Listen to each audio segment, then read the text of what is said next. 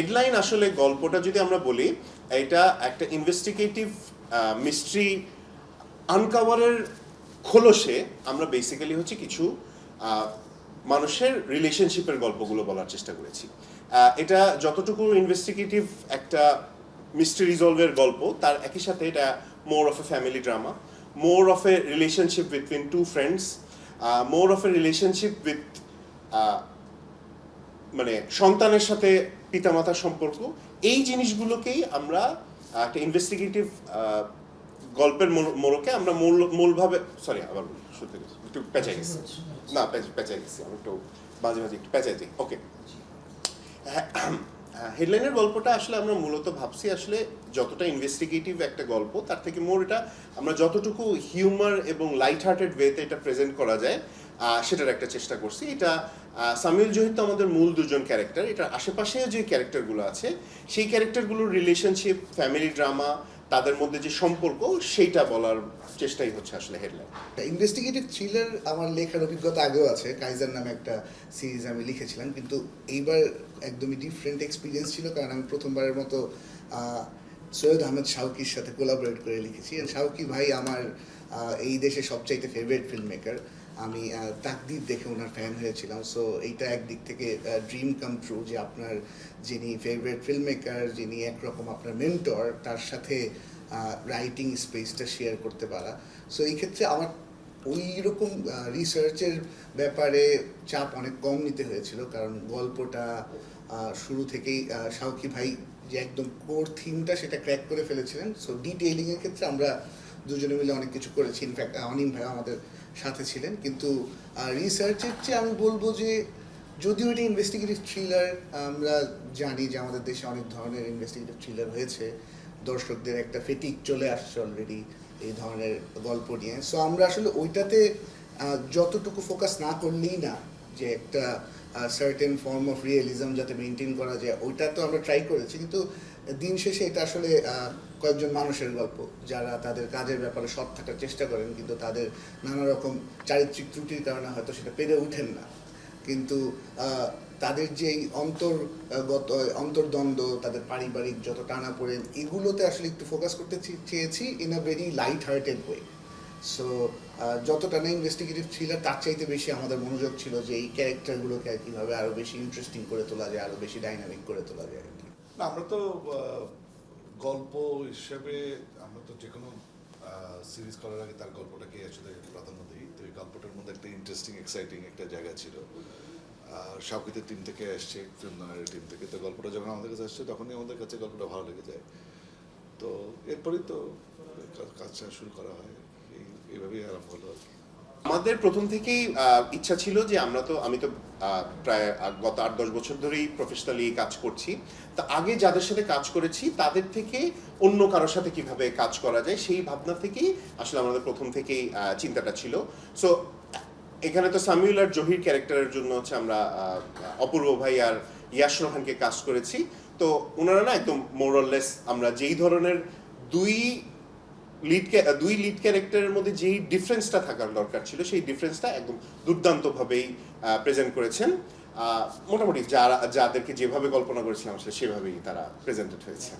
আমি একজন অ্যাভিড সিনেফাইল। আমি ছোটবেলা থেকে হচ্ছে সিনেমা দেখে দেখে বড় হয়েছি। সিনেমা বানানোর ইচ্ছাটাও আসলে এই সিনেমা দেখার জার্নি থেকেই আসলে ছিল। সো যখন আমি 80s-90s যে একটা হলিউডে যে কিছু বাডি কপ গল্প হতো, সেই বাডি কপ গল্প থেকে আসলে প্রথম ইন্সপিরেশন আসে যে ওয়াই নট আমরা এরকম একটা বাডি কপ গল্প বাংলাদেশে বলি। সো হেডলাইনের যে মূল প্রতিপাদ্য বিষয়টা সেটা আসলে খুব সিরিয়াস, খুব রসকসহীন টাইপের একটা বিষয়, কিন্তু আসলে আমরা আসলে এখন যেই সময়ের মধ্যে দিয়ে যাচ্ছি, এটা আসলে খুব আমাদের আশেপাশে আসলে এতই ডার্ক নেগেটিভ জিনিসপত্র আছে। সো এইটা আবার কোনো একটা সিরিজ বা সিনেমা এন্টারটেইনমেন্টের ফ্যাক্টরে ওইটা আসলে কতটা, মানে আমারই আসলে অনেক সময় সিরিয়াস জিনিস দেখতে ইচ্ছা করে না। তো ওইটাকে কিভাবে কতটুকু এন্টারটেইনিং লাইট হার্টেড ওয়েতে রিপ্রেজেন্ট করা যায়, সেখান থেকে আসলে হেডলাইন পুরা জিনিসটা সাজানো। হ্যাঁ, স্বাধীন ভাই না এই কারণে না আসলে, কারণ স্বাধীন ভাইয়ের সাথে তো ধরেন আমার সাথে ধরেন শাওকির জার্নিটা তো একসাথে আমরা, ইনফ্যাক্ট শাওকি আমার চাস্তো ভাই, তো আমরা একসাথে এই ফিল্ম মেকিং শুরু করে ফিল্ম মেকিং জার্নিটা করছি। আর স্বাধীনের সাথে আমার পরিচয় হয়েছিল হচ্ছে যে ও যখন তানিম ভাই যখন কাইজার সিরিজটা করেছিল, সো কাইজার সিরিজের আমি এডিটর ছিলাম, সো ওটা এডিট করতে যেয়ে স্বাধীন আমার সাথে এডিটিং প্যানেলে বসতো, তো ওখানে বসতে বসতে ওর সাথে আসলে তখন আমরা কথাবার্তা বলতে বলতে আসলে দুজনের মনে হলো না আমাদের খুব ভালো সুন্দর একটা হয়। তো এই প্রেক্ষিতে ওর সাথে আমার প্রথম কাজ করা টেকনিক্যালি হচ্ছে হইচই থেকেই কাইজার 2 এর একটা সিরিজ করার কথা ছিল, তো ওইটার সিজন 2 এর স্ক্রিপ্টটা মূলত স্টোরিটা ডিটেল স্টোরিটা আমি আর স্বাধীন মিলেই লিখছিলাম। তো তখন আসলে ওর সাথে ভালো সম্পর্ক হয়েছে। এরপরে তো আসলে আমি যেই কাজ করি বা স্বাধীন যেই কাজ করে প্রত্যেকটাতেই আসলে আমরা কোনো না কোনোভাবে খুব ভালোভাবে ইনভলভড হয়। আর হিউমারের বিষয়টা পুরোপুরি ডিপেন্ড করে হচ্ছে আমরা কোন জনরায় এবং কিভাবে গল্পটা বলতে চাচ্ছি। হেডলাইনে যেমন হিউমার এবং লাইট হার্টেডনেস খুব স্ট্রংলি আসছে, স্বাধীনের সাথে আমি আরেকটা স্ক্রিপ্টও লিখেছি যেটা আবার একেবারেই হিউমার এবং কমেডি বিবর্জিত। সো এটা পুরোপুরি ডিপেন্ড করে হচ্ছে আসলে কি ধরনের গল্প বলছি। সারিকা আপাকে আমার ছোটবেলা থেকে খুব ভালো লাগতো, মানে উনি অত্যন্ত সুন্দরী একজন মহিলা। সো আমাদের এই ইচ্ছা ছিল, এবং মানে দোলনের যে ক্যারেক্টারটা হচ্ছে আমরা টিপিক্যালি কোনো গল্পে যে আমাদের প্রোটাগনিস্টের ওয়াইফ বা মা ক্যারেক্টারটাকে যেভাবে ভাবি যে ঘরোয়া, খুবই মানে সাবমিসিভ, তা আমাদের প্রথম থেকেই আইডিয়াটা ছিল যে দোলনকে আমরা কোনোভাবেই এরকম একজন ক্যারেক্টার হিসেবে রিপ্রেজেন্ট করবো না। সে আমাদের প্রোটাগনিস্টের ওয়াইফ, কিন্তু সে একই সাথে নিজে একজন খুবই strong independent person. So strong independent person, এবং ওনার ক্যারেক্টারটা আসলে একটা ইউনিভার্সিটির টিচার, সো উনি অত্যন্ত উচ্চশিক্ষিত একজন মহিলা। সো ওনার প্রথম ওনাকে চয়েস করা মানে পছন্দ করার ইয়েটাই ছিল যে ওনার বাচনভঙ্গি, কথা বলার ধরন এবং ওনার লুক ওয়াইজ আমাদের কাছে মনে হয়েছিল যে সারিকা আপা এই ক্যারেক্টারের জন্য ভেরি গুড ফিট হইতে পারে। কিন্তু ওনার সাথে কাজ করতে যেয়ে দেখলাম যে উনি আসলে যতটা সুন্দর ততটাই ভালো অভিনেত্রী, এবং উনি এত সুন্দরভাবে আমাদের যে দোলন ক্যারেক্টারটা প্রেজেন্ট করেছে, আমি আসলে খুবই মুগ্ধ। এবং আরেকটা জিনিস ওনার সাথে অ্যাড করতে হয়, মানে উনি হচ্ছে one of the nicest human beings I have ever worked with. উনাকে ফিরে আনার ক্রেডিট গোস্ট হচ্ছে আমার যে পার্টনার এই সিরিজের প্রডিউসার শাওকি। তো শাওকি মূলত আমরা যখন ভাবছিলাম যে আইরিন ক্যারেক্টারটা, যখন আমরা স্ক্রিপ্ট লেখারও আগে যখন আইরিন ক্যারেক্টারটা তৈরি করছিলাম, কে হইতে পারে এরকম একজন ক্যারেক্টার, তো তখন কথা প্রসঙ্গে হচ্ছে বিন্দু আপার নাম আসলো। তো আমাদের সবারই মনে হলো না বিন্দু আপা would be a very good choice for that. তো বিন্দু আপাকে অ্যাপ্রোচ করলাম। বিন্দু আপা তো রেগুলার কাজ করে না, ওনার বক্তব্য হচ্ছে ওনার যদি যে টিমটার সাথে কাজ করে এবং যে ক্যারেক্টার এবং গল্প ভালো লাগে না বলেই উনি রেগুলার ভিত্তিতে কাজ করে না। তো ওনাকে পিচ করার পরেই উনি ওনার ভালো লাগলো ক্যারেক্টারটার ডেপথ, ক্যারেক্টারটার রেঞ্জ সব কিছু নিয়ে। সো তখন আসলে ওনাকে বলার পরেই উনি করতে ইন্টারেস্টেড হইলো। তো আমাদেরও মনে হলো না, বিন্দু আপাকে তো আমরা খুব রেগুলার দেখি না, ওনাকে যদি আমরা আবার অনেকদিন পরে আবার স্ক্রিনে দেখি, সেটা অডিয়েন্সের জন্য একটা নতুন চমক হয়ে আসবে। না, আমাদের পার্সোনালি সবসময়ই মনে হয় যে হিরোর গল্পকে হিরো যতটুকু রিপ্রেজেন্ট না করে যতটুকু ক্যারেক্টার হিসাবে তৈরি করা যায়, এবং ওইটার ক্ষেত্রে অপূর্ব ভাই ডিড এ ফ্যান্টাস্টিক জব। উনি আসলে জহির ক্যারেক্টারটার জন্য যেভাবে প্রয়োজন উনি আসলে সেইভাবেই খুব সুন্দরভাবেই করছে। মানে আমাদেরও ভয় ছিল যে অপূর্ব ভাই কি তার খোলস থেকে বেরোতে পারবে, কিন্তু আমার অ্যাটলিস্ট মনে হয়েছে যে এই সিরিজে আসলে উনি জহির ক্যারেক্টারটা হয়ে উঠতে পেরেছেন। জুনিয়র রিপোর্টার হচ্ছে ওনার সম্পর্কে আমার প্রথমে খুব নেগেটিভ ধারণা ছিল। ওনার কিছু আগে কাজ দেখছিলাম, আমার অত ভালো লাগে নাই, কিন্তু তারপরে আচ্ছা ঠিক আছে, এই বয়সী তার কাউরে পাচ্ছি না, এই বয়সী ক্যারেক্টার কে, না জোকস অ্যাপার্ট, ওনার সাথেও মানে ইয়াশ রোহানের ক্যারেক্টারটা আমার মতে এই সিরিজের সবচেয়ে অ্যাজ অ্যান অ্যাক্টর সবচেয়ে কঠিন টু প্লে। কারণ এই ক্যারেক্টারটা প্রথম থেকেই ভাবনা যে আমরা নর্মালি টিপিক্যালি যেভাবে বাংলাদেশি স্ক্রিনে ক্যারেক্টারদের দেখি যে খুব নাটকীয়ভাবে খুব ধীর গতির একটা আভাস থাকে, প্রথম থেকেই ছিল Samiul is extremely hyper active একজন পার্সন, যে কোনো সময় থামে না, দ্রুত গতিতে দৌড়াইতে থাকে। তো এই দ্রুত গতিতে তার অ্যাকশনগুলোতেও, তার বাচনভঙ্গিতেও, যেমন অন্যান্য আমরা টেলিভিশনে বা সিরিজে যেভাবে ক্যারেক্টাররা কথা বলে তার থেকে দ্বিগুণ গতিতেও কথা বলে। এইটা প্রথম থেকেই আমাদের ইন্টেনশনটা ছিল। এবং এই যে হাইপারনেসটা, এইটা তো আমরা 20 দিন 21 দিন শুটিং করতেছি, কোনো সিন আগে কোনো সিন পরে, পুরোটা জুড়ে কিভাবে মেনটেন করে, এটা তো such a difficult job to do. কিন্তু Yash Rohan did it so fantastically, মানে উনি পুরোটা সময় যে এই সামিউল ক্যারেক্টারটা এত ওয়ান্ডারফুলি প্লে করছে, এবং ওয়ান্ডারফুলি প্লে করাটা একটা দুইটা সিনে ওয়ান্ডারফুলি প্লে করাটা সহজ কাজ, ইজি, মানে কম্পারেটিভলি ইজি কাজ, কিন্তু পুরোটা সময় জুড়ে এই এনার্জিটা ধরে রাখা, সেই জিনিসটা সেও সবচেয়ে বেশি অনুধাবন করছে যখন আমরা ডাবিং করতে গেলাম। কারণ শুটিংয়ের সময় তো মানে এনার্জি সব কিছু মিলায় করে গেছে, কিন্তু ডাবিং এর সময় আমাকে যখন আমাদের সাউন্ড ডিজাইনার শৈবদা বলতেছে, আচ্ছা ইয়াশের তো কিছু ডাবিং লাগবে, ও কিভাবে এই এনার্জিটা মেনটেন করবে, কারণ এই এনার্জি মেনটেন করা তো আসলে খুব কঠিন একটা কাজ। কিন্তু ওইটাতেও দেখলাম যে না, সে আসলে তার জেনেটিক সূত্রেই হোক বা নিজের কারণেই হোক, সে is a very good actor. So সে মানে ওয়ান্ডারফুলি সে জিনিসটাকে উতরায় গেছে। এবং আমার মনে হয় যে আমি তো বেশি খুব একটা কাজ করি নাই, আমার যে কয়টা কাজ করছি তার মধ্যে মানে মোস্ট মেমোরেবল ক্যারেক্টার হয়ে থাকবে হয়তো এই Samiul character, not hopefully, but ইয়াশের ক্যারিয়ারও হয়তো এটাই ওর সবচেয়ে আইকনিক ক্যারেক্টার হয়ে থাকবে।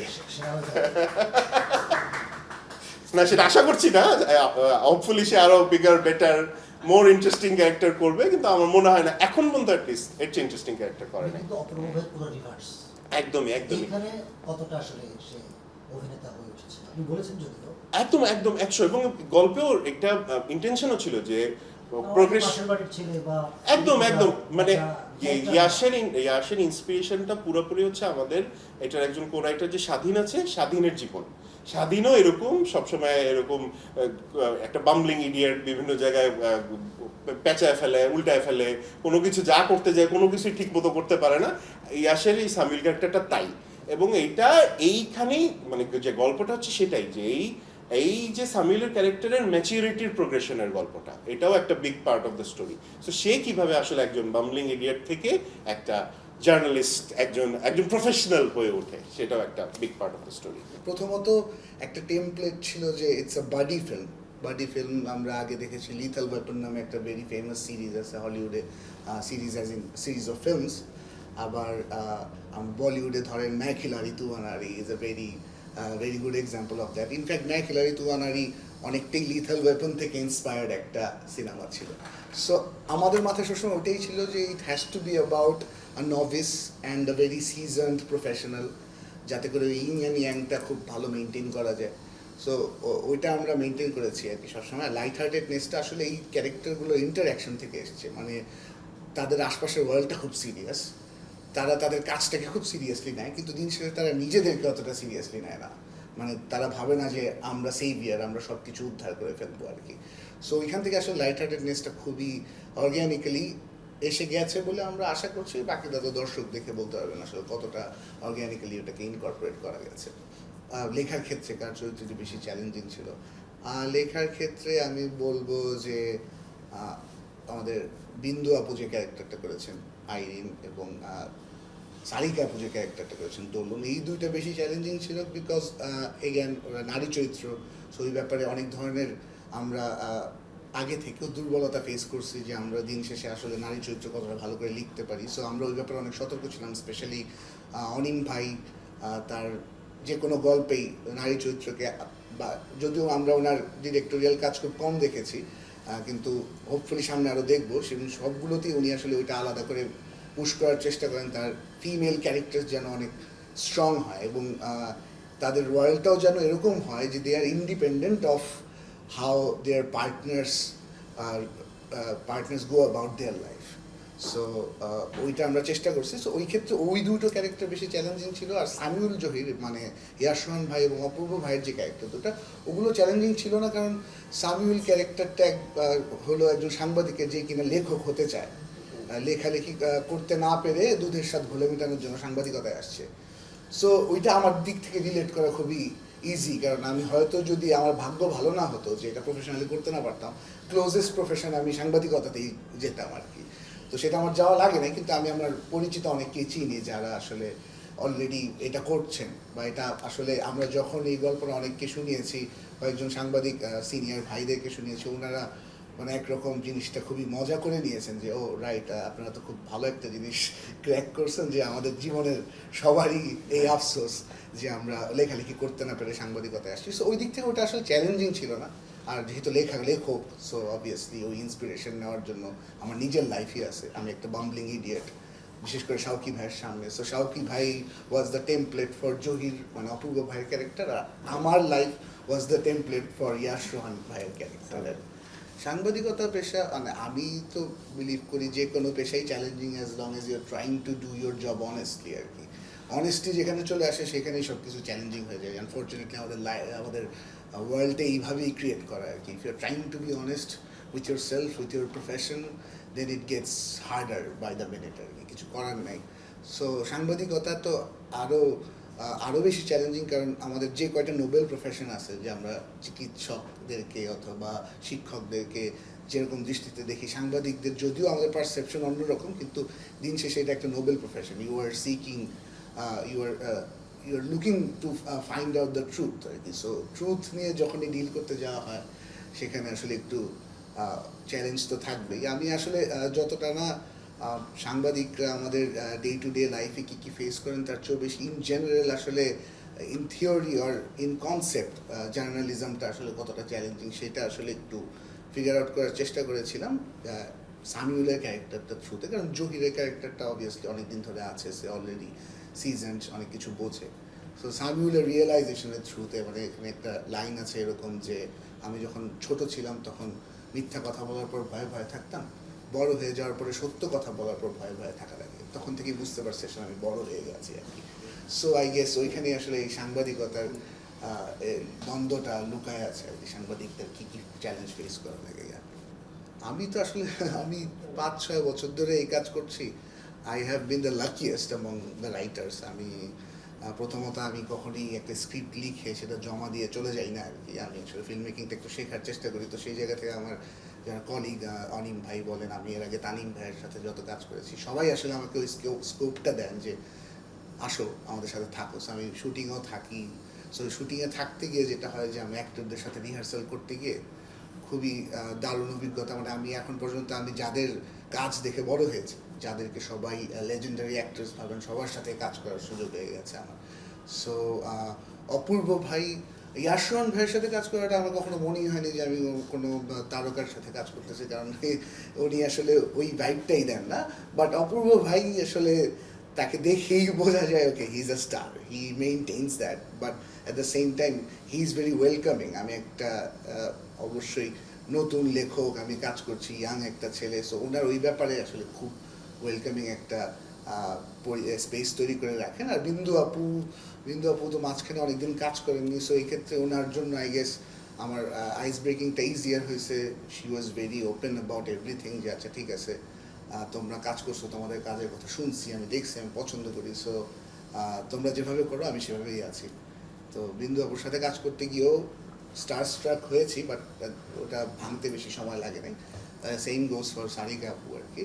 So yeah I am the luckiest person যে আমি এই ধরনের মানুষদের সাথে, যাদের কাজ লিটারেলি আমি ছোটোবেলা থেকে দেখছি। আমি এতই ছোটোবেলা থেকে দেখতাম, আমি মনে করতাম এই মানুষগুলো হয়তো বয়সে আরও সিনিয়র হবে, কিন্তু আমি তখন বুঝি নাই যে ওনারা আসলে অনেক কম বয়সে কাজ শুরু করেছেন আর কি। দে আর বেসিক্যালি আন্ডার 20 তারা যখন কাজ শুরু করেছেন। So that was a great experience and sort of a dream come true যে এই ধরনের মানুষদের সাথে কাজ করার সুযোগ হয়েছে।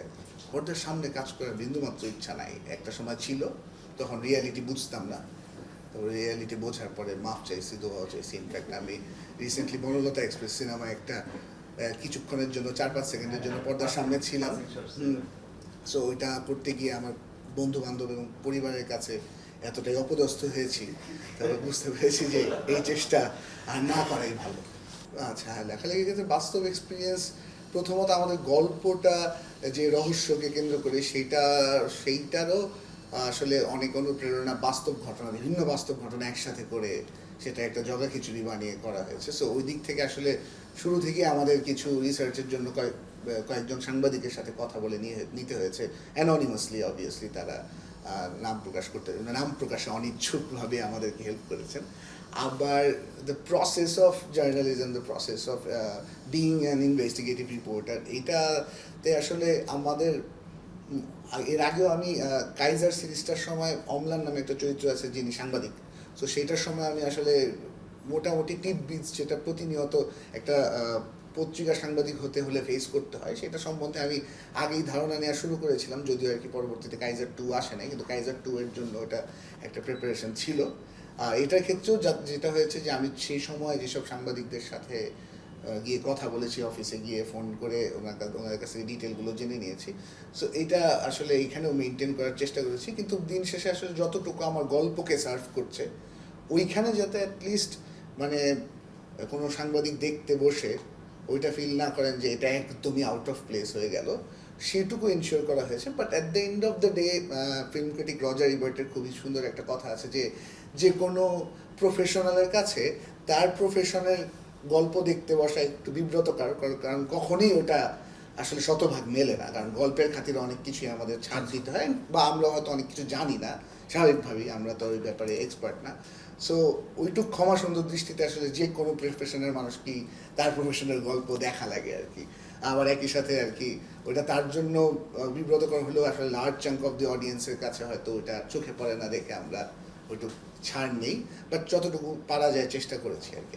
আমাদের ওরকম কোনো প্যারামিটার্স কোনো যে থাকে যে এইরকম গল্প হলে গল্প হবে, গল্পটার মধ্যে আমরা একটু একটু নতুনত্ব জিনিস খোঁজার চেষ্টা করি সবসময়, এবং গল্পটা কতটুকু বাংলাদেশি গল্প সেটা আমার জন্য খুব ইম্পর্টেন্ট। কারণ এই গল্পটা যদি অন্য একটা ভাষায় হয়ে যায়, তাহলে যদি হয়ে যায় তাহলে আমরা ওই গল্পের প্রতি আসলে এক্সাইটমেন্টটা কম থাকে, যে বাংলাদেশের গল্প যেন বাংলাদেশের গল্পটা বাংলাদেশের গল্প, বাংলাদেশ আমাদের আর্থসামাজিক ব্যবস্থা, আমাদের আশেপাশে যা যা ঘটছে সেটা, ভালোবাসাও যেমন থাকবে, যেমন দুর্নীতি বা যে করাপশন যেগুলোর মধ্যে থেকে আমরা আসলে সচরাচর দেখে এসেছি, সেই গল্পগুলোকেই আমরা সবসময় একটু প্রাধান্য দিই। তো এমনি করে আদারওয়াইজ এমনি করে যে এই টাইপের জনরার গল্পই করতে হবে, এই টাইপের গল্প করতে হবে, ওইরকমভাবে আমাদের মাথার মধ্যে এরকমভাবে কিছু নেই। বাট আমাদের গল্পটাকেই গল্পটা কতটা ইউনিকনেস মানুষের কাছে যেহেতু সাবস্ক্রাইব করে দেখবে, তো ওইটাই আমাদের কাছে মেইন প্রাধান্য মানে পায় আর কি সবসময়। না দেখুন, আমরা আমাদের অনেক বছর ধরে তো আমরা শুধু বাক স্বাধীনতার কথা বলি, আমাদের ফ্রিডম স্পিচ বলা হয়। এই বাক স্বাধীনতা জিনিসটি বাংলাদেশে এখনো মিথ হয়ে আছে আর কি, যে জিনিসটাকে নিয়ে আমরা আসলে অন্য আরেকজন মানুষের অপিনিয়নকে রেসপেক্ট করাটা আমাদের জন্য খুব একটা বিশাল প্রবলেম ব্যাপার। আমরা অন্য অপিনিয়নকে, অন্য বিলিফকে রেসপেক্ট দিতে পারি না, কারণ আমার প্রত্যেকটা কথাই আপনার পছন্দ হতে হবে কোনো কথা নেই, কিন্তু আসলে ম্যাচুরিটিটা আসলে কী রকম জানেন, আপনাকে আপনার অপিনিয়ন পছন্দ না হওয়া সত্ত্বেও আপনার সাথে আমার সম্পর্ক ভালো থাকা, আপনার অপিনিয়নের সাথে আমি একমত না হতে পারলেও আপনাকে একটু রেসপেক্ট করা, রাইট? এই যে আমার পিছনে দুটো বালিশ আছে, একটা ব্রাজিল একটা আর্জেন্টিনা, রাইট? সো এখন ঘটনা হচ্ছে সাপোর্ট করবেন আপনার যে কারণেই কারণ হোক, এক একটা দল এক একটা মানুষ এক একজনকে সাপোর্ট করে, কিন্তু তার মানে যে আর একজনকে নিয়ে আমার গালাগাল করতে হবে সারাক্ষণ বসে বসে, এইটা তো খুব অস্বাভাবিক ব্যাপার। জাস্ট আমি এই মুহূর্তে যেহেতু ওয়ার্ল্ড কাপ চলছে তার জন্য আমি ওয়ার্ল্ড কাপের এক্সাম্পল এসে দিলাম। তো তো ওইটা খুব ইম্পর্টেন্ট যে আপনার আর একজনের অপিনিয়নকে আপনি আসলে রেসপেক্ট দেবেন। ডেফিনেটলি আইডিওলজিক্যালি অনেক জিনিস হয়তো আমার সাথে আরেকজনের সাথে নাই মিলতে পারে, কিন্তু এই ফ্রিডম স্পিচটা এটা এটা এটা একটা এটা না একটা ছোট্ট একটা সভ্যতার একটা লক্ষণ, যে আপনি সভ্য কতটুকু ওইটা আসলে প্রমাণ করে যে আপনার এই ফ্রিডম স্পিচটা আসলে একটা দেশের কীরকমভাবে আছে। সো আনফর্চুনেটলি আমাদের জার্নালিজমের জায়গায় বা আমাদের আইন শৃঙ্খলার এই জায়গাগুলোতে আমরা এটা খুবই বাধাগ্রস্ত হয় অল দ্য টাইম।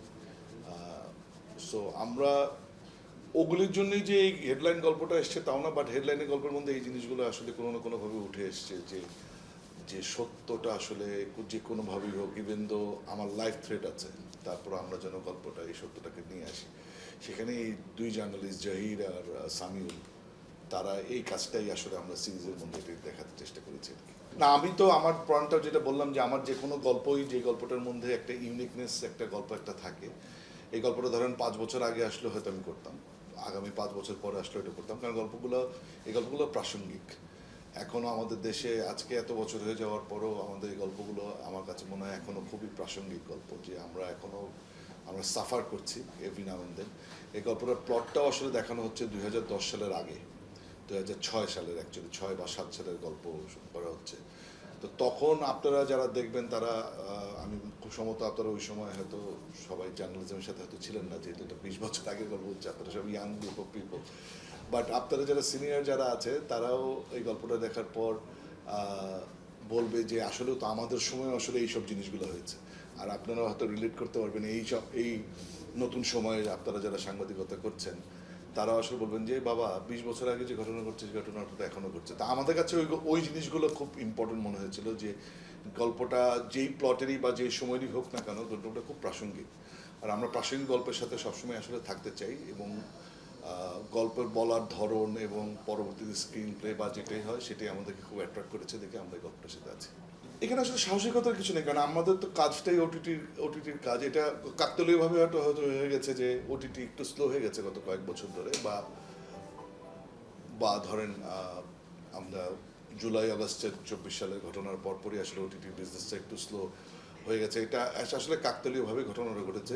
এটার পিছনে অনেকগুলো রিজনও হয়তো আছে। আমরা একটা সিনেমার বাংলাদেশের চলচ্চিত্র একটা সুন্দর একটা উত্থানও আসলে দেখেছি। সো ওই জায়গার কারণে অনেক ডিরেক্টরগুলো যারা আসলে কোনো সময় ওটিটির জন্য হয়তো কাজ করতো তারা এখন খুব সিনেমা নিয়ে ভাবতে শুরু করছে, যেটা আমাদের সিনেমা চলচ্চিত্রের জন্য খুবই একটা পজিটিভ একটা দিক। তো ওইটাও একটা কারণ যে নির্মাতা আমি বলছি না যে একদমই নেই, বাট নির্মাতাগুলোকেও ভালো ভালো নির্মাতা পাওয়াটাও এখন একটা প্রবলেম মানে একটা চ্যালেঞ্জ আসলে হয়ে যাচ্ছে দেখে আসলে কম্পারেটিভলি ওটিটির কাজগুলো একটু কমে গেছে। এমনি আসলে আর অন্য কোনো রিজন নাই ওটিটির ব্যাপারে যে ওটিটিতে বেশি কাজ করা যাবে না, এরকম টাইপের তো আসলে কোনো ঘটনা আসলে আমরা ওই কারণে একটু স্লো হয়ে গেছি। অ্যাট দ্য সেম টাইম আমরা সিনেমার সাথেও আসলে একটু করে যুক্ত হওয়ার চেষ্টা করছি, যেটা আমরা এই বছরের এই রোজারিতে আমাদের বনলতা এক্সপ্রেস রিলিজ হলো। তো সাহস আসলে কিছু না, ওটিটি আমরা তো দিন শেষে আমি চলচ্চিত্র করি আর যাই করি কারণ ওটিটি আমার ব্রেড অ্যান্ড বাটার। সো আমার সিরিজই আমার ব্রেড অ্যান্ড বাটার। সো এটা নিয়ে আমরা কাজ করতেছি, আমরা একটু গুছিয়ে নেওয়ার চেষ্টা করছি যে অনেকগুলো কাজ আসলে মাঝখানে আটকে গিয়েছিল, সেগুলোকে আস্তে আস্তে করে ছেড়ে একটার পর একটা কাজ যেন আমরা দিয়ে দিতে পারি সেটারই আসলে প্ল্যান করা হচ্ছে। ওটিটির সুবিধাটাই আসলে ওখানে, ওটিটিতে আসলে ভিডিও অন ডিমান্ড। সো আপনি যখন ইচ্ছা তখন অবশ্য দেখতে পারেন, কারণ সিনেমার সাথে চলচ্চিত্র বা টিভি প্রোগ্রামের সাথে ওটিটির একটা বড় পার্থক্যটাই হলো এটা যে ওরা ডিসাইড করে আপনি কখন দেখবেন। ওটিটির ক্ষেত্রে হলো আপনি ডিসাইড করবেন কখন আপনি দেখবেন। সো যেদিন রিলিজ হচ্ছে সেদিন ব্রাজিল আর স্কটল্যান্ডের খেলা আছে, সো সকালবেলায় খেলা ব্রাজিলের খেলা তো রাতের বেলায় দেখে সারা রাত যারা ব্রাজিল সাপোর্ট করে তারা দেখতেই পারে, যাতে করে মানে সিনেমাটা ওইটা দেখে তারপর শেষ করতে পারে। আর এটার তো আসলে নির্দিষ্ট কোনো সময় নেই। সিনেমাতে যেমন একটা সার্টেন টাইমের পর আর একটা নতুন সিনেমা চলে আসে, তখন তাদেরকে সময় দিতে হয়। ওটিটির ক্ষেত্রে ওয়ার্ল্ড কাপ বা অন্য কোনো জিনিস আসলে খুব বেশি কোনোদিন ডিফারেন্স মেক ওইভাবে কোনোদিনই করে নাই, কারণ জাস্ট বিকজ এই অন ডিমান্ড এই ফিচারটার কারণে। আর খেলাগুলো তো আসলে একটু মানে আমাদের জন্য একটু ভিন্ন সময় পড়ছে, যেটা একটু ডিফিকাল্ট হয়ে যাচ্ছে খেলা দেখার জন্য।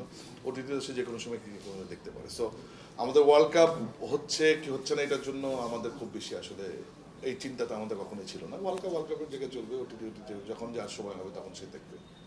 আচ্ছা, না আমাদের আমি এই যে এতক্ষণ ধরে আসলে স্ক্রিপ্টই পড়ছিলাম, আরও কয়েকটা স্ক্রিপ্ট যেগুলি আমাদের লকড হচ্ছে। আমাদের ঠিক এই মুহূর্তে 3-4টা প্রজেক্ট নিয়ে আমরা কাজ করছি। তো এখনো খুব বেশি ফাইনালাইজড পুরোপুরি হয়নি দেখে আপনাদেরকে এই মুহূর্তে আমি বলতে পারছি না, বাট কোনো একটা আমরা খুব শীঘ্রই একটা ঘোষণা হয়তো আমরা দিব যে আমাদের পরবর্তী বাংলাদেশ থেকে সিরিজ কী হিসাবে আসে। এমনি হইচই থেকে তো প্রত্যেক মাসে আমাদের কন্টেন্ট আসে, যেটা ওয়েস্ট বেঙ্গল থেকে আসলে যেগুলো বানানো হয় সেগুলো তো চলছেই। বাংলাদেশ থেকে পরবর্তী কাজগুলো কী হবে সেটা আমরা খুব তাড়াতাড়ি এটা ঘোষণা দিতে পারবো। ইচ্ছা আছে, দেখা যাক। এখন দেখেন, এখন ব্যাপারটা হচ্ছে কি, সিনেমার ব্যাপারটা এখনও আমাদের সিরিজের ব্যাপারে যতটা স্ট্রেংথ বা স্ট্রংনেস বা আমাদের ইচ্ছা শক্তি যত আছে, সিনেমার ব্যাপারে ওইভাবে হয়নি। সিনেমা আমরা একটু ধৈর্য সহকারেই আসলে কিছু করতে চাই, এই কারণ সিনেমাতে আসলে রিস্ক ফ্যাক্টর অনেক বেশি থাকে। সিনেমার আপনার ইনভেস্টমেন্টের জায়গাটাও আসলে একটু বেশি থাকে। তো ওইখানে আমরা একটু বুঝে শুনেই আসলে কাজগুলো করতে চাই। আমরা অনেক বছর ধরেই আসলে ওয়েট করছিলাম একটা ভালো গল্প।